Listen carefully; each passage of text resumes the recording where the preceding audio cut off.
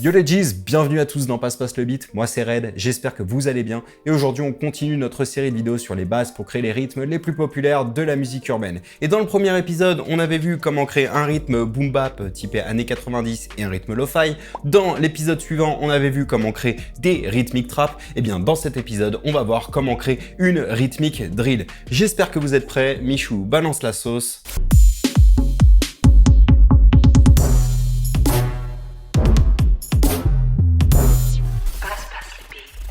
Dans cette vidéo, je pars du principe que vous êtes à l'aise avec la notion de rythme et si c'est pas le cas, je vous renvoie à une précédente vidéo que j'ai pu réaliser sur cette même chaîne où j'aborde les bases de la théorie musicale. N'hésitez pas à aller la visionner, une petite fiche va apparaître en haut à droite de l'écran. Pour illustrer mes propos aujourd'hui, je vais réaliser mes rythmiques avec machine, mais sachez que tout ce que je vais faire aujourd'hui est reproductible dans tous les séquenceurs du marché. Pour réaliser une rythmique drill, il va nous falloir des éléments percussifs, un drum kit, et le drum kit de la drill est assez proche du drum kit de la trap. C'est-à-dire qu'on va retrouver des éléments qui tirent leur source de la fameuse boîte à rythme TR-808, mais modifiés avec pas mal de couches de traitement, comme de la saturation, de la reverb, de la compression, et généralement raccourci afin d'avoir quelque chose d'assez incisif. Et des drum kits de drill, vous avez la possibilité d'en trouver très facilement sur internet, tout simplement en tapant sur Google drum kit drill, vous allez en trouver une multitude. Je vous conseille par exemple les drum kits de drill que propose l'éditeur Cymatics, qui fait vraiment du super travail. Vous pouvez aussi retrouver des super drum kits dans différentes expansions de Native Instruments comme Lockdown Grind ou Certified Gold par exemple. Et vous avez bien évidemment la possibilité de récupérer différents éléments de percussion drill sur des sites comme Sound, Splice, Loopcloud, etc., etc. Et comme je vous l'ai dit, vous avez bien évidemment la possibilité de prendre un drum kit qui à la base est fait pour la trap pour réaliser une rythmique drill, étant donné que les sonorités sont assez proches. Donc moi, j'ai sélectionné plusieurs éléments que je vais vous faire rapidement écouter. Du coup, ici, on va avoir un kick, très rond, très incisif et très sec. On va avoir différents types de snares.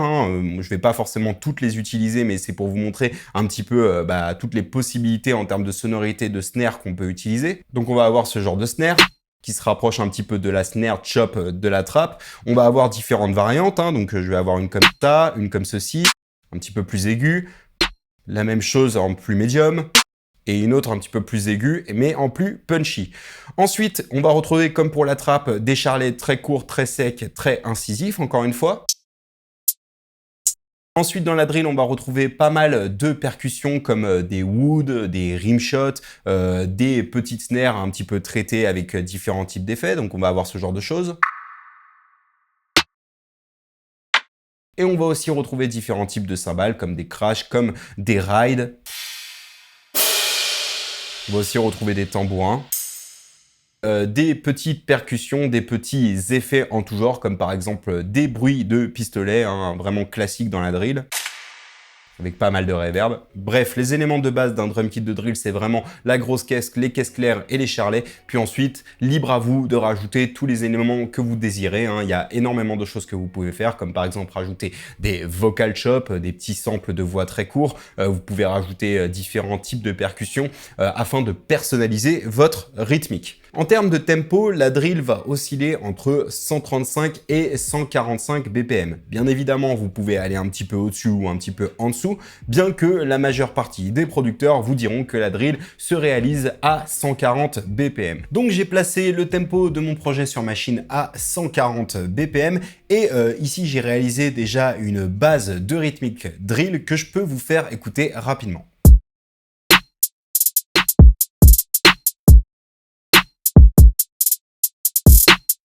On va commencer par l'élément qui va nous servir de base pour commencer à créer notre rythme drill. Et cet élément, c'est la caisse claire. Au niveau du placement, vous allez voir que c'est assez simple et ça se rapproche un petit peu du placement des caisses claires de la trappe. En tout cas, sur le placement de la première caisse claire. Comme pour la trappe, on va retrouver une caisse claire qui va venir taper sur le troisième temps de la première mesure.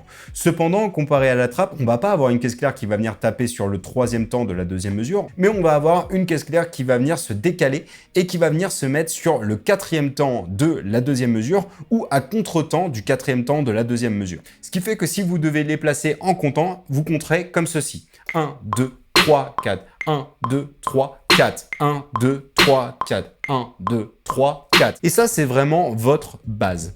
Et bien évidemment, une fois que vous avez votre base, libre à vous d'en rajouter, d'en enlever selon vos désirs.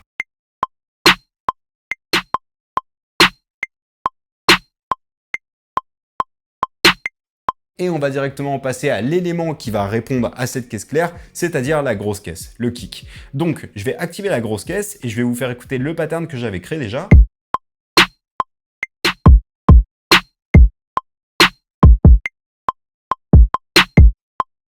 Les éléments qui sont vraiment primordiaux à placer, comme pour la trappe, vont se situer sur le premier temps de la première mesure et sur le premier temps de la troisième mesure. Si j'enlève tous les éléments qui ne font pas partie des grosses caisses vraiment primordiales à placer, eh bien, on se retrouvera avec ça.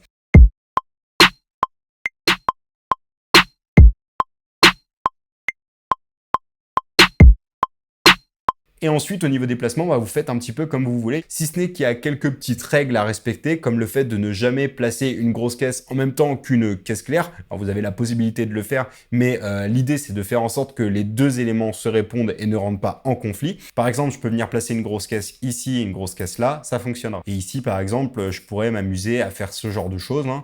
Après, c'est vraiment libre à vous de vous amuser comme vous voulez.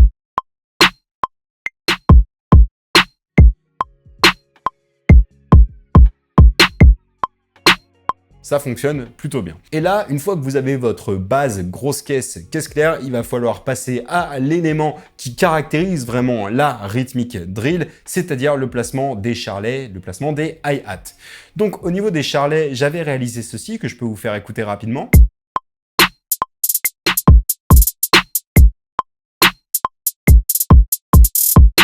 Et comme vous pouvez le remarquer, comparé à la trappe, le placement des charlets n'est pas binaire. C'est-à-dire qu'on va pas avoir quelque chose qui joue sur tous les temps et sur tous les contretemps. On va avoir quelque chose qui va jouer de manière un petit peu plus groovy, qui va plus jouer sur les contretemps et sur les fonds de temps. Il y a une petite astuce qui va vous permettre de placer très facilement vos charlets de drill. Donc ce que je vais faire pour la réaliser, c'est que je vais tout supprimer et je vais vous montrer ça. Moi, ce que je vous conseille de faire quand vous voulez faire des charlets de drill, c'est de mettre votre grille en 1/16e comme ceci, puis ensuite de placer vos charlets comme je vais vous l'indiquer, c'est-à-dire un premier charlet sur le premier temps, ensuite vous sautez 2 cases comme ceci et vous venez en placer une. Ensuite, vous ressautez 2 cases et vous venez en placer une. Et puis ensuite, vous répétez le pattern indéfiniment à partir du 3e temps de la première mesure. C'est-à-dire que là, hop, j'en place une, je saute 2 cases, j'en place une, je saute 2 cases, j'en place une. Ce qui fait qu'une fois que vous avez votre base, libre à vous tout simplement de la dupliquer. Donc vous pouvez utiliser les fonctionnalités de votre logiciel pour dupliquer ces charlets à l'infini. Et regardez.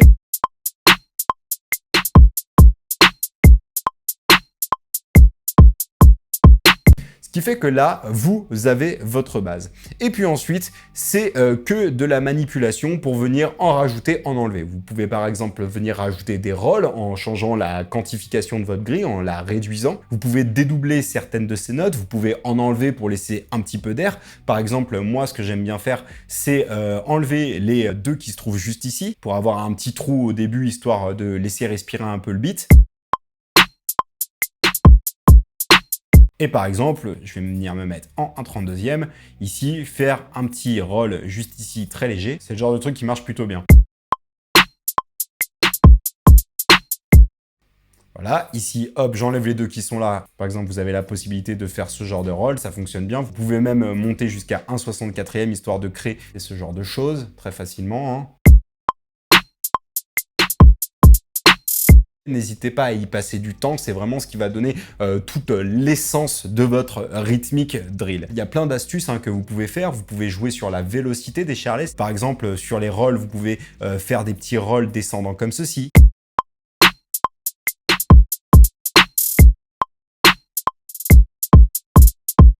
Ça va donner un petit peu de vie à vos charlets. Et comme pour la trappe, vous pouvez bien évidemment jouer sur leur tonalité, par exemple en jouant avec le pitch, des options de pitch, regardez.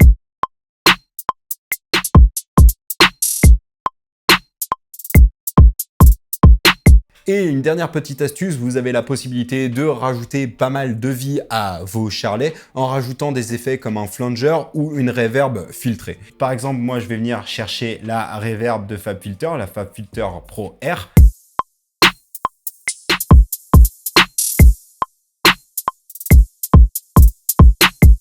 Et bien évidemment, vous avez aussi la possibilité de changer votre groove et d'apporter encore une fois de la personnalité en jouant avec plusieurs charlets. Par exemple, je peux faire ce genre de choses avec un autre charlet, histoire d'avoir des questions-réponses entre les charlets.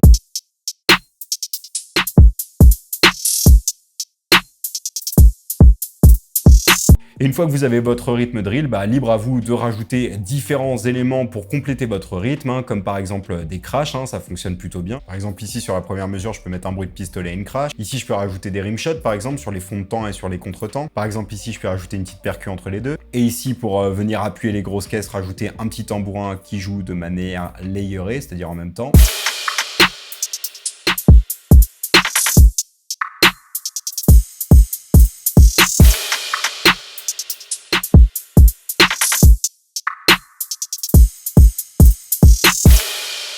Et vous avez un rythme drill.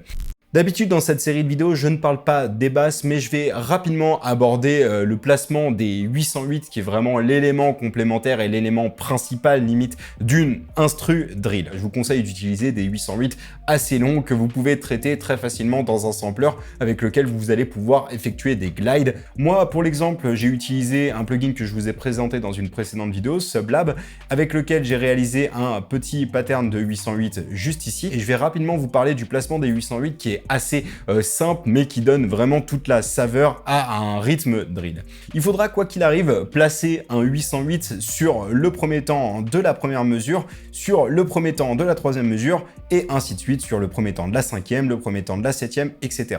Puis ensuite, généralement, on laisse pas mal d'espace vide et juste avant la reprise de la 808 juste ici, on vient ajouter pas mal de folie en ajoutant pas mal de notes, pas mal de glides, histoire de relancer un petit peu notre mesure.